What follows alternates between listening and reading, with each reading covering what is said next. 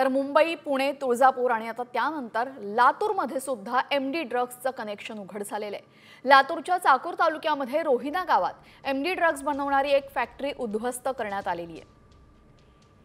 केंद्रीय महसूल गुप्तचर यंत्रणेच्या DRI अधिकाऱ्यांनी हा छापा टाकत ही कारवाई केलेली आहे। या कारवाईमध्ये 11 किलो ड्रग्स जप्त करण्यात आला तर 7 जणांना बेड्या ठोकण्यात आलेल्या आहेत। या आरोपींमध्ये एका हवालदाराचा सुद्धा समावेश होता।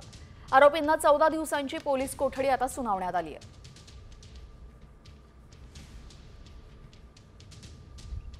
मुंबई, पुणे, तुळजापूर आणि त्यानंतर आता मराठवाड्यातल्या लातूरपर्यंत हे ड्रग्सचं कनेक्शन उघड होतंय। काल लातूरच्या या रोहिना भागात DRIच्या पथकाने धाड टाकत जवळपास 11 किलो 66 ग्राम ड्रग्स जप्त केलंय आणि 7 जणांवरती कारवाई केली आहे। 5 जणांना काल ताब्यात घेण्यात आलं होतं। त्यांना पोलिसांनी ताब्यात घेऊन न्यायालयासमोर हजर करण्यात आलं होतं। 14 दिवसाची पोलीस कोठडी सुनावली आहे। याच ठिकाणी या पत्र्याच्या शेडमध्ये ड्रग्सची निर्मिती व्हायची, ड्रग्सचा कच्चा माल या ठिकाणी यायचा आणि ड्रग्सची निर्मिती या ठिकाणी व्हायची अशी माहिती समोर येते। आपण जर बघितलं तर मुंबई येथे कार्यरत असलेला पोलीस हवालदार ज्याचं नाव प्रमोद केंद्रे आहे, त्याचं हे शेड आहे, त्याची ही शेती आहे।